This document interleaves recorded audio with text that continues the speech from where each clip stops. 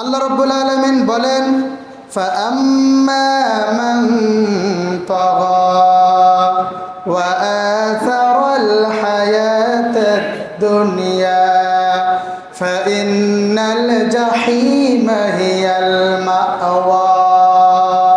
জোরে বলুন আল্লাহু আকবার।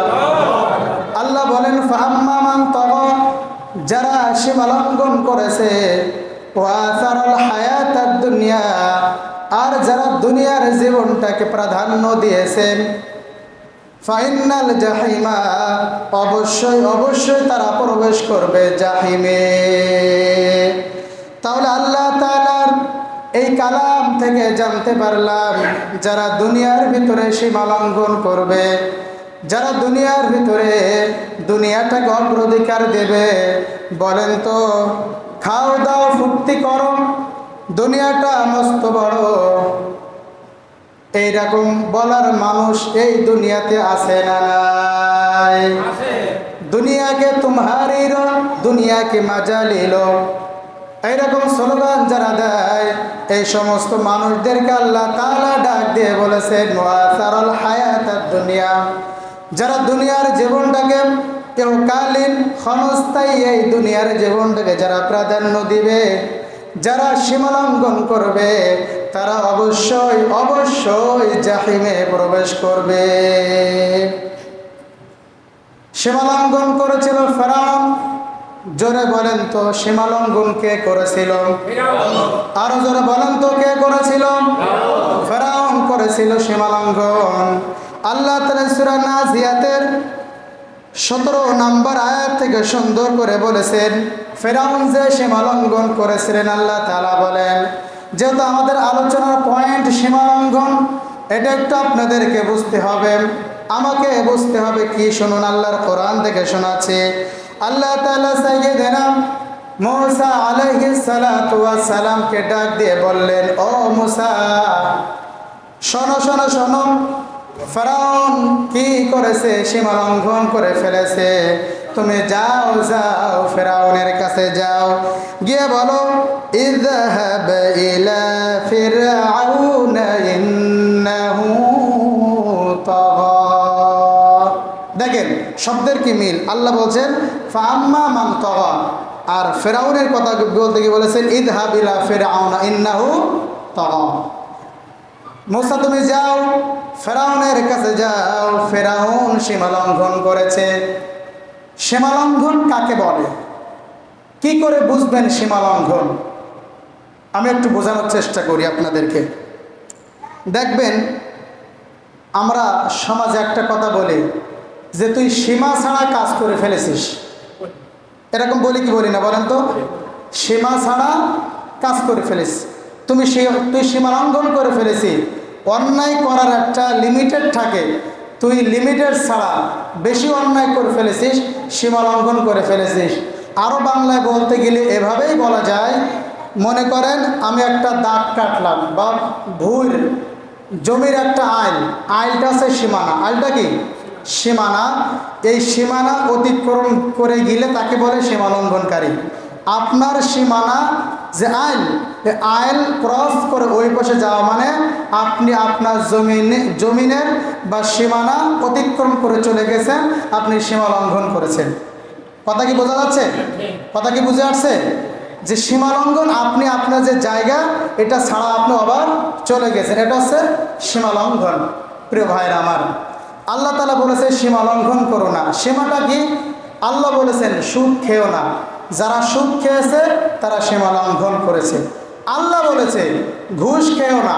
যারা ঘুষ খেয়েছে তারা আল্লাহর বিধান টপকিয়ে চলে গেছে, তারা সীমা লঙ্ঘন করেছে। আল্লাহ বলেছে টেন্ডারবাজি করো না। যারা টেন্ডারবাজি করেছে তারা সীমা লঙ্ঘন করেছে। আল্লাহ বলেছে জিনা তো দূরের কথা, জিনার নিকটবর্তীও হয় না। যারা জিনার কাজ করে বা জিনার নিকটবর্তী হয় তারা সীমা লঙ্ঘন করেছে। আল্লাহ বলেছে মদ খেও না। যারা মদ খায় তারা সীমা লঙ্ঘন করেছে। আল্লাহ বলেছে মানুষের জমি ফাঁকি দিও না। যারা ফাঁকি দিয়েছে এরা সীমা লঙ্ঘন করেছে। এক কথায় আল্লাহ যে বিধানগুলো আমাদের জন্য দিয়েছে, এই বিধানগুলো যারা অতিক্রম করে চলে গিয়েছে এদেরকে বলে সীমা লঙ্ঘনকারী। এই সীমা লঙ্ঘন করেছিল ফেরাউন। ফেরাউন কি করেছিল? আল্লাহর প্রত্যেকটা বিধান টপকিয়ে সামনে চলে গিয়েছিল, তাই তাকে বলা হয় বিদ্রোহী, তাই তাকে বলা হয় সীমা লঙ্ঘনকারী। এবার একটু আওয়াজ করে বলেন তো, আল্লাহর বিধান টপকিয়ে চলে গেছে, আল্লাহর বিধান ছাড়াই চলে গিয়েছে, এমন মানুষকে আল্লাহর জমিনে নাই আছে। প্রিয় ভাইরা আমার, ফেরাউন সীমা লঙ্ঘন করেছিল, তাই আল্লাহ তাআলা মূসা আলাইহিস সালাতু ওয়াস সালামকে বললেন, যাও ফেরাউনের কাছে যাও, গিয়ে কি বলো? ইযহাব ইলা ফিরআউনা ইন্নাহু তাগা। গিয়ে বলো ফেরাউন সীমা লঙ্ঘন করেছে, তুমি তার কাছে যাও, গিয়ে বলো ফাকুল হাল লাকা ইলা আন তাযাক্কা। হযরত মূসা আলাইহিস সালাতু ওয়াস সালাম বলেন, আল্লাহ পাক তাকে বলতে বলেছেন, তুমি তার কাছে যাও, গিয়ে বলো ও ফেরাউন, তুমি সীমা লঙ্ঘন করেছো। ফাকুল হাল লাকা ইলা আন তাযাক্কা, তুমি কি ভালো হতে চাও? তুমি কি পরিশুদ্ধ হতে চাও? তুমি কি পুত পবিত্র হতে চাও? তুমি কি ভালো হতে চাও? সেই জন্য আমি তোমার কাছে এসেছি। প্রিয় ভাইরা আমার, সীমা লঙ্ঘন করেছে বিদায় আল্লাহ তাআলা মূসা আলাইহিস সালাতু ওয়াস সালামকে দিয়ে ফেরাউনের কাছে দাওয়াত পাঠালেন, যাও ফেরাউনের কাছে গিয়ে বলো ফেরাউন ভালো হতে চায় কি চায় না। আজকের সমাজে যারা সীমা লঙ্ঘন করে, যারা আল্লাহর বিধানটাকে টপকিয়ে চলে যায়, আমাদেরকেও মূসা নবীর মতন তাদের কাছে গিয়ে বলা লাগবে ফাকুল হাল লাকা ইলা আন তাযাক্কা। তোমরা ভালো হতে চাও কিনা? তোমরা পবিত্র হতে চাও কিনা? তোমরা যে অন্যায়গুলো করেছো, যে অপরাধগুলো করেছো ইতিপূর্বে, তার থেকে ফিরে আসতে চাও কিনা? ভালো হতে চাও কিনা? বলো, তুমি তোমার কমিটমেন্ট পেশ করো, তুমি কি হতে চাও? আলেম যারা, এই কাজগুলো তাদের, যারা সীমা লঙ্ঘন করেছে তাদের কাছে আলেমদের দাওয়াত নিয়ে যেতে হবে। এই পাড়া তো আলেম ওলামার গাদা, এই মসজিদ এই পূর্ব পাড়া তো হাফেজ দিয়ে ভরা, আলেম দিয়ে ভরা। আলেমদেরকে বলছি, যারা হাফেজ তাদেরকে বলছি, শোনেন ফাকুল হাল লাকা ইলা আন তাযাক্কা। আল্লাহ যেমন মূসাকে বলেছে যাও ফেরাউন সীমা লঙ্ঘন করেছে, তার কাছে যাও, সে ভালো হতে চায় কিনা। আমাদেরকেও যেতে হবে, যারা অন্যায়কারী, যারা পাপাজার, যারা লুটের দল আছে, যারা খুনের দল আছে, যারা মানুষের সম্পদ অন্যায় করে হরণ করে খায়, এদের কাছে আমাদের দাওয়াত দিয়ে যেতে হবে ইলা আন তাযাক্কা। তোমরা ভালো হতে চাও কিনা? তোমরা পবিত্র হতে চাও কিনা? ফেরাউন কি বলেছিল? চলেন সামনের দিকে পরিণতি কি হয়। কোরআনের এত চমৎকার আলোচনা, কি সুন্দর আলোচনা প্রিয় ভাইরা আমার। এরপরে মূসা আলাইহিস সালাম ফেরাউনকে বলছেন ওয়াহদিয়াকা ইলা রাব্বিকা ফাতাখশা, আমি তোমাকে তোমার রবের দিকে ডাকতেছি, তুমি তোমার রবকে যেন ভয় করতে পারো। ও আল্লাহর বান্দারা, আমি আপনাদেরকে বলছি, আমি আপনাদেরকে ডাকছি আল্লাহর পথের দিকে, আল্লাহর পথের দিকে আসার জন্য, আল্লাহকে ভয় করার জন্য আপনাকে বলছে। মূসা আলাইহিস সালাম যখন ফেরাউনকে বলল আপনি আল্লাহর পথে ফিরে আসেন, আল্লাহকে ভয় করেন, আল্লাহর দিকে চলে আসেন, সাথে সাথে ফেরাউন কি বলেছিল? শুধু তাই নয়, ফেরাউন মূসা আলাইহিস সালামকে মিথ্যা প্রতিপন্ন করেছিল। না না না না, তুমি নবী হতে পারো না। মূসা আলাইহিস সালাম বললেন ফারাহুল আয়াতাল কুবরা। মূসা আলাইহিস সালামকে আল্লাহ পাক অনেক মুজিজা দান করেছিল, অনেক নিদর্শন দান করেছিল, সেইগুলো দেখিয়েছিলেন। হাতের সাপ, হাতের লাঠি সাপ হয়ে যায়, বড় লুসা করলে শুভ্র ধবধব সাদা বের হয়ে যায়। অনেকগুলো মুজিজা আল্লাহ তাআলা দিয়েছিল, সেইগুলো ফেরাউনের সামনে দেখালো। দেখানোর সাথে সাথে ফেরাউন কি করেছিল? ফাকাযযাবা ওয়া আসা, সাথে সাথে ফেরাউন ফাকাযযাবা, সেটাকে মিথ্যা প্রতিপন্ন করলো। না না, এটা হতে পারে না। ওয়া আসা, এবং তিনি বিদ্রোহ করলো, অহংকার করলো। এরপরে সুম্মা আদবারা ইয়াসআ, তিনি তার লোকজনদেরকে, তিনি তার পরিষদবর্গকে ডাক দিলেন, ফাহাশারা ফানাদা, এবং সবাইকে একত্রিত করে বললেন, ফাকালা আনা রাব্বুকুমুল আ'লা, আমি তোমাদের বড় রব। ফাকালা আনা রাব্বুকুমুল আ'লা, আমি তোমাদের বড় রব। এই জমিনে আমার চাইতে বড় রব, আমার চাইতে বড় খোদা আর আছে এটা আমার বিশ্বাস হয় না। আমার চাইতে কি বড় কোনো খোদা এই জমিনে আছে? হঠাৎ করে তিনি যখন বিদ্রোহ করে বসলো, তিনি যখন এই অহংকার করে বিদ্রোহ করে বসলো, সাথে সাথে কি হলো? ফাআখাযাহুল্লাহু নাকালাল আখিরাতি ওয়াল উলা, আল্লাহ পাক তার দুনিয়া এবং আখিরাতে, দুনিয়ায় লাঞ্ছিত করেছেন, অপমানিত করেছেন, আখিরাতে শাস্তির আওতাভুক্ত করবেন। তাহলে যারা দুনিয়ায় বিদ্রোহ করে, যারা দুনিয়ায় সীমা লঙ্ঘন করে, তারা দুনিয়ায় অপমানিত হয়, লাঞ্ছিত হয়, অপমানিত হয়, পদদলিত হয়। এ কথাটা বাস্তব না অবাস্তব? সব জায়গায় আপনি যেখানেই সীমা লঙ্ঘন করবেন, আল্লাহ পাক আপনাকে অপমানিত করে দিবেন। দেখেন, তিনি যখন বললেন আমি তো খোদা, আল্লাহ পাক তার কী পারি লাঞ্ছিত করেছেন, কিভাবে ধরাশায়ী করেছেন। হঠাৎ ওই জমিনে পানি হয় না, আসমানের বৃষ্টি বন্ধ হয়ে গেছে। যাওয়ার পরে এলাকার মানুষ বলছে, তুমি তো আমাদের বড় খোদা, এখন তো পানি হয় না, পানি দাও।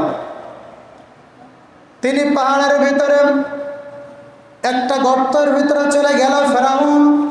ফেরাউন যখন যাওয়ার পরে আল্লাহর কাছে দুই হাত তুলে দোয়া করতে লাগলেন, আরশের মালিক আল্লাহ, আমি কেমন খোদা, আমি খোদা না বেহুদা এটা আমি তো ভালো জানি। তো আল্লাহ, আমি আখিরাতে তুমি যা করবা করো, দুনিয়ার বাচ্চা এটা আমাকে দাও। আল্লাহ, এই যে আমার জাতির মানুষগুলো পানি হয় না, পানি দাও। নীল নদে কোনো পানি নাই, পানি দাও। আল্লাহ বলে, ফেরাউন তো যা, তোর মনের ইচ্ছা পূরণ করলাম। পেছন দিকে তাকিয়ে দেখ, নীল নদে পানি পরিপূর্ণ হয়ে গিয়েছে। পেছন দিক দিয়ে তাকিয়ে দেখে কে যেন একজন দাঁড়িয়ে আছে।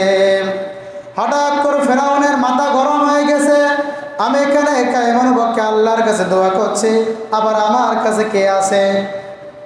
ফেরাউন বলছে, তুমি কে, তোমার পরিচয় কি, এখানে কি করতে এসেছো, তোমার কি প্রয়োজন? আমার কি রাজপ্রাসাদ নাই, আমার কি গণভবন নাই, সেখান কি তোমার প্রয়োজন মেটানোর জন্য আসতে পারো না? এখানে কি জন্য তুমি এসেছো? ফেরাউন যখন বললে এই কথাগুলা, তখন ওই প্রতীকটা বলল, ও ফেরাউন, ও আমাদের বাচ্চা, ও আমাদের রব, আপনি একটু বলেন তো, একটা বিচার নিয়ে আপনার কাছে এসেছি, একটা বিচার কার্য সম্পাদন করার জন্য আপনার কাছে এসেছি। সেটা হলো, আপনি বলেন, আপনার এই রাজ্যের ভিতরে, আপনার এই দেশের ভিতরে যদি নিজেকে কেউ খোদা বলে দাবি করে, আপনি তাকে কি শাস্তি দেবেন, কি পানিশমেন্ট তাকে আপনি দিবেন? সাথে সাথে ফেরাউন বলল, আমার এই রাষ্ট্রের ভিতরে, আমার এই রাজ্যের ভিতরে যদি কেউ নিজেকে খোদা বলে দাবি করে, যদি কেউ আল্লাহ বলে দাবি করে, অবশ্যই ফেরাউন, আমি বললাম, পানিতে সুবায়া সুবায়া তারে মারব। কোনো বানানো কিচ্ছা শোনাচ্ছিনি, কোরআনের তাফসীর শোনাচ্ছি। ফেরাউন বলল, আমি তাকে আমার রাষ্ট্রের ভিতরে যে নিজেকে খোদা দাবি করবে, আমার রাষ্ট্রের ভিতরে আমি তাকে পানিতে সুবাই সুবাই মারব। তখন ওই ব্যক্তি বলছে, ঠিক আছে, এটা কি আপনি লিখে স্বাক্ষর করে দিতে পারবেন? বলছে, হ্যাঁ, পারবো না কেন? তা ঠিক আছে, আমি কাগজ কলম এনেছি, আপনি স্বাক্ষর করে দেন। তিনি স্বাক্ষর করে দিলেন, আমার রাষ্ট্রের ভিতরে যদি কেউ নিজেকে খোদা দাবি করে, অবশ্যই তাকে পানিতে চুপায়া চুপায়া মারা হবে। এটা লিখে চলে গেলেন। যে ব্যক্তিটা এসেছিল, উনি দুনিয়ার কোনো সাধারণ ব্যক্তি নয়, উনি মানব এসেছিলেন আল্লাহ ফেরেশতা জিবরাইল আমিন। কি খেলা! দুনিয়ার মানুষও প্ল্যান করে, আল্লাহ বলেন, আল্লাহ প্ল্যান করে। ওয়ামাকারু ওয়ামাকার আল্লাহ আল্লাহু খায়রুল মাকিরিন। যে দুনিয়ার মানুষও ষড়যন্ত্র করে, আমি আল্লাহ কৌশল করি। প্রিয় ভাইরা আমার, যখন ফেরাউন সইস্বাক্ষর করে দিল, ঠিক আছে, যাও, এবার চলে যাও। হঠাৎ করে ওই দেশের ভিতরে মুসা নবীর সাথে আর মুসা নবীর কওমের সাথে ফেরাউনের দ্বন্দ্ব বেঁধে গেছে। ফেরাউনের সাথে মুসা নবীর বনে না, দুইটা দলের গন্ডগোল শুরু হয়ে গিয়েছে। ফেরাউনের লোকজন মুসা আলাইহিস সালাতু ওয়াস সালামকে পেছন দিক থেকে তাড়ানো শুরু করলেন। মুসা আলাইহিস সালাতু ওয়াস সালাম তার সাথীদেরকে নিয়ে ছুটা শুরু করলেন। সামনে যাইতে যাইতে বিশাল নীল নদ, বিশাল নদী সামনে দাঁড়িয়ে গিয়েছে। ডাইনে বামে পেছনে ফেরাউনের লোকজন, তিন দিক থেকে পেছনে ফেরাউনের লোকজন অ্যাটাক করে ফেলেছে। সামনে নীল নদ। মুসা আলাইহিস সালাতু ওয়াস সালামের সাথীরা একটু ভয় পেয়ে গিয়েছিলেন, এবার বুঝি আমরা ধরা খেয়ে যাব, এবার বুঝি আমরা পাকড়া হয়ে যাব, কি করা যায়? আল্লাহ তাআলা মুসা নবীর মাধ্যমে জানিয়ে দিলেন ওই সাথীদেরকে, ও নবী আপনি বলুন, কাল্লা ইন্না মাইয়া রাব্বি সায়াহদিন, কখনোই নয়, আমার আল্লাহ আমাদেরকে এভাবে পাকড়া করবে না। ইন্না মাইয়া রাব্বি সায়াহদিন, অতি শীঘ্রই আমার রব আমাদেরকে একটা রাস্তা বাইর করে দেবে। সুবহানাল্লাহ বলেন। ও আমার সাথীরা, ভয় পেও না, ঘাবড়িয়ে যেও না, বুঝবা এটাই যেখানে মানুষের সামর্থ্য শেষ, যেখানে মানুষের কেরামতি শেষ, ওখান থেকে আল্লাহর শক্তি শুরু হয়ে যায়। সুবহানাল্লাহ পড়েন। আজকে আমরা দেখেছি, আগে আমরা এটা দিবালোকের নাই স্পষ্ট, এই সমাজে যারা মানুষের উপরে জুলুম বিদ্রোহ করেছে, মানুষ যখন আন্দোলন করে থাকে, বিভিন্ন দল আন্দোলন করে নামাতে পারে নাই, সামান্য ছাত্রদের মাধ্যম দিয়ে আল্লাহ পাক হটাই দিয়েছে।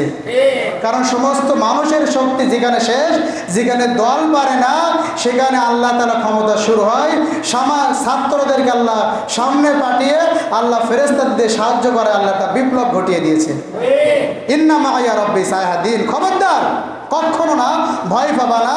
সায়াহদিন, অতি শীঘ্রই আল্লাহ একটা রাস্তা বের করে দেবে, অতি শীঘ্রই আল্লাহ পাক একটা পথ বাইর করে দেবে।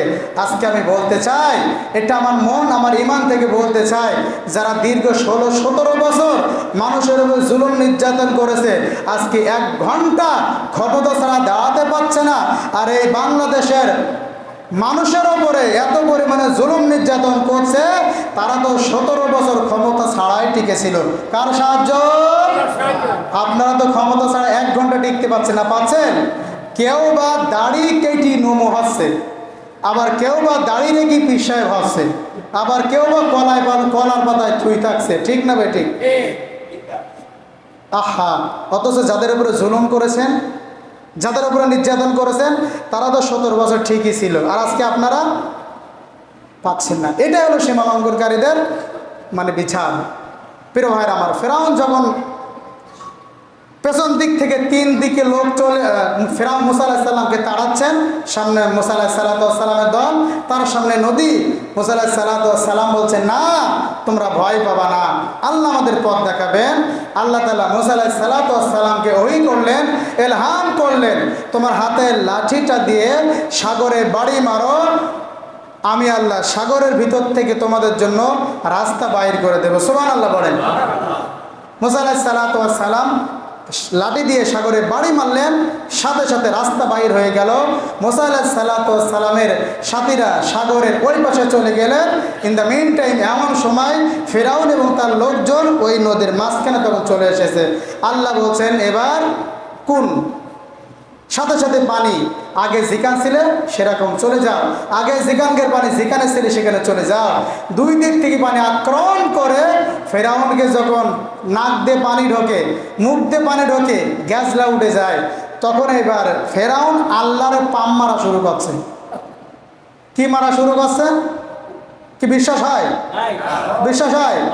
এই কোরআনে আল্লাহ বলেছেন, কি বলে পাম মেরেছেন? 11 নম্বর পারার 18 নম্বর পৃষ্ঠা খুলে দেখেন, ফেরাউন যে আল্লাহরে পাম মেরেছিল, কি বলি পাম মেরেছিল আপনি একটু খুঁজে দেখেন। সূরা ইউনূসের ভিতরে আল্লাহ বলেছেন, কি বলেছিল? হাত্তা ইযা আদরাকাহুল গরাকু ক্বালা আমানতু আন্নাহু লা ইলাহা ইল্লাল্লাযী আমানাত বিহি বানু ইসরাঈলা ওয়া আনা মিনাল মুসলিমিন। ফেরাউন যখন ওই সাগরে হাবুডুবু খাচ্ছিল, তখন বলেছিল, আল্লাহ তুমি কি জানো না, আমি তো সেই রবের প্রতি ঈমান এনেছি যে রবের প্রতি বানি ইসরাইল ঈমান এনেছে, ওয়া আনা মিনাল মুসলিমিন, আর আমি তো একজন মুসলিম। কথা বোঝেন না? যখন সুবুনি খাচ্ছে, এবার আল্লাহরে পাম মারা শুরু করছে, যে আল্লাহ তুমি কি জানো না আমি তো সেই রবের প্রতি ঈমান এনেছি যে রবের প্রতি বানি ইসরাইল ঈমান এনেছে, ওয়ানা মিনাল মুসলিমিন, আর আমি একজন তো মুসলিম। আল্লাহ বলে তুই কিসের মুসলিম? ওয়ানা মিনাল মুফসিদিন, তুই তো বড় সন্ত্রাসী। এবার আল্লাহ তাআলা বলে ফেরাউন শোন, ওই জায়গাটা আল্লাহ তাআলা ওই যে ফেরাউনের করা সিগনেচার, আমার রাষ্ট্রের ভিতরে যারা নিজেকে খোদা দাবি করবে তাদেরকে সুবায়ে সুবায়ে মারব। সিগনেচার ফেরাউনের সামনে আল্লাহ তুলে ধরেছে। আল্লাহ তুলে ধরে বলছে ফেরাউন শোন, আমার রাষ্ট্রের ভিতরে তুই নিজেকে খোদা দাবি করেছিস, তাহলে তোর কথা অনুযায়ী এই পানিতে তোরে সুবায়া সুবায়া মারব। শুধু মারব না, আল আনা ওয়া ক্বাদ আসাইতা ক্বাবলু ওয়া কুনতা মিনাল মুফসিদিন। তুমি এখন নিজেকে বড় ফেরেশতা দাবি করছো, নিজে ভালো মানুষ দাবি করছো, অথচ তুমি একজন বড় সন্ত্রাসীর গডফাদার ছিলে। তোমার নেতৃত্বে তুমি কত মানুষকে মেরে ফেলেছো, কত মানুষকে তুমি হত্যা করেছো, কত মানুষকে জুলুম নির্যাতন করেছো। আজকে তোরা শুধু মারবই না, তুই আমার যতই পাম দিস না কেন, আমার যতই বুঝাস না কেন, আমি একজন মুসলিম, তোর কোনো কথাই কাজ হবে না। আজকে তোর খালি সুবাবো না, আজকে তোর খালি মারবই না, তোর কি করবো শোন। আল্লাহ বলেন ফালইয়াউমা নুনাজ্জিকা বিবাদানিকা লিতাকুনা লিমান খালফাকা আয়া। আজকে তোরা শুধু মারবো না, তোরা আমি সুখী করে রেখে দেব, যাতে করে গোটা দুনিয়ার মানুষ তোরে দেখে শিক্ষা নিতে পারে।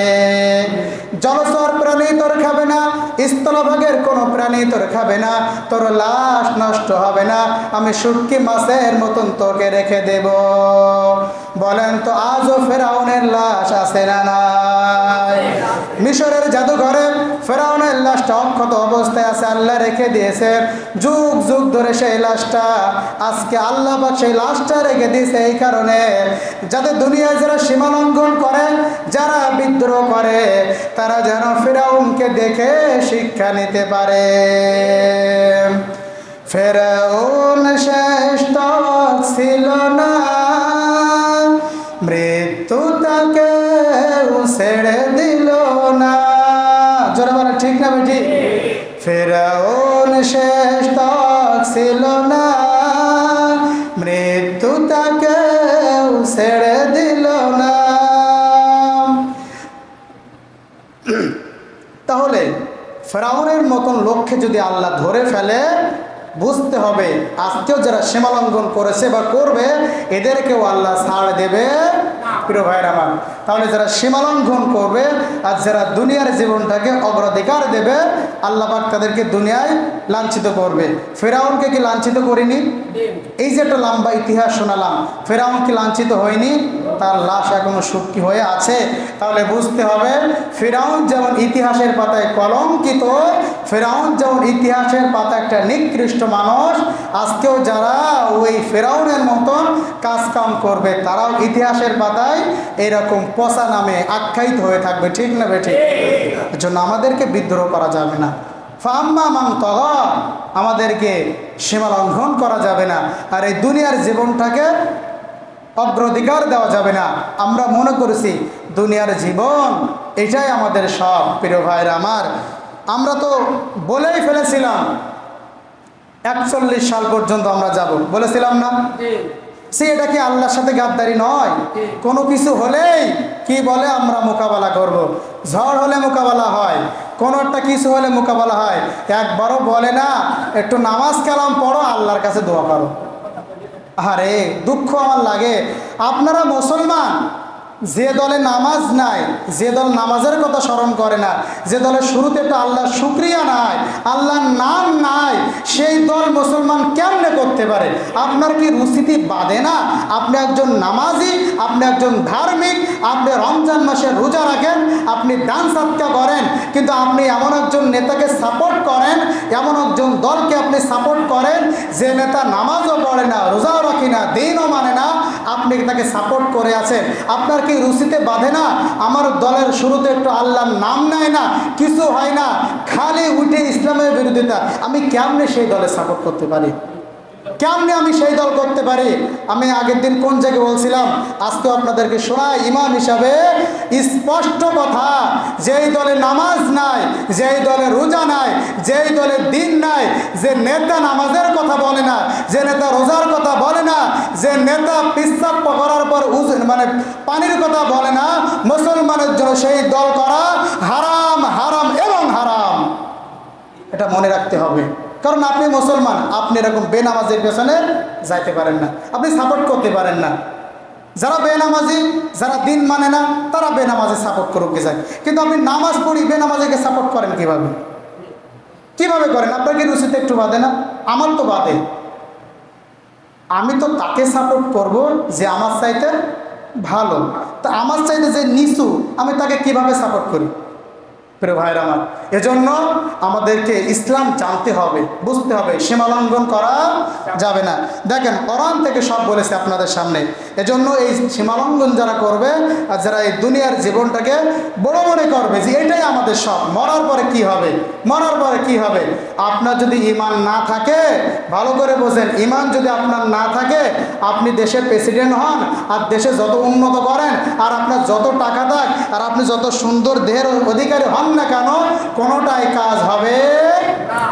গোটা দুনিয়ার শীর্ষ ধনী, গোটা দুনিয়ার 1 নম্বর ধনী আমেরিকার বিল গেটস, সে তার অর্ধেক সম্পদ মানবতার সেবার জন্য উন্মুক্ত করে দিয়েছে, রেড ক্রসকে দান করে দিয়েছে।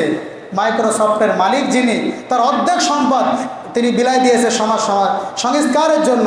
কিন্তু তিনি যতই দান করুক না কেন, যতই তিনি দান করুক না কেন, তার কোনো দান আল্লাহর দরবারে মঞ্জুর হবে, কারণ তার ভিতরে কি নাই? ঈমান নাই। এই যে বিল গেটস, আমাদের বর্তমান যিনি অন্তর্বর্তীকালীন সরকার ডক্টর ইউনূস, এই ডক্টর ইউনূসকে এই বিল গেটস তার নিজস্ব গাড়িতে করে প্রাইভেট চালিয়ে ডক্টর ইউনূসকে ঘুরিয়েছিল। ডক্টর ইউনূস অনেক শিক্ষিত মানুষ, অনেক টেকনিক্যাল মানুষ, ভালো ভালো কথা বলছে না? কত সুন্দর সুন্দর কথা আপনারা বলছেন। তার একটা কথা আমি আশ্চর্য হয়েছি, তিনি একটা হিন্দুদের সমাবেশে বলেছে, আপনারা বলেন যে আমরা কোনো সংখ্যালঘু কিচ্ছু না, আমরা চাই আমরা বাংলাদেশের মানুষ, আমার সংবিধানের আইনে আমি আমার অধিকার চাই, কোনো এদিক ওদিকে যেন না, যেটা আমি বাংলাদেশের মানুষ, আমার সাংবিধানিক অধিকার আমি চাই। এইটাই প্রত্যেকটা সরকারের কাছে আবেদন করেন, আপনারা ন্যায় বিচার পাবেন। এজন্য প্রিয় ভাইরা আমার, ঈমান যদি না থাকে কোনো কাজ আল্লাহর দরবারে কবুল হবে না। ঈমান থাকবে 2 টাকা দান করবেন, কবুল হবে। ঈমান থাকবে না 10 লক্ষ টাকা দান করবেন, কবুল হবে। আসুন আমরা ঈমানটা মজবুত করি এবং সীমা লঙ্ঘন করে থাকলে ত্যাগ করে তাওবা করে আল্লাহর খালিস বান্দা হওয়ার চেষ্টা করি। আল্লাহ পাক আমাদেরকে সঠিকভাবে তাওবা করে সীমা লঙ্ঘন ছেড়ে দিয়ে খাঁটি মুমিন মুসলমান হওয়ার তৌফিক দান করুক। আল্লাহুম্মা আমিন।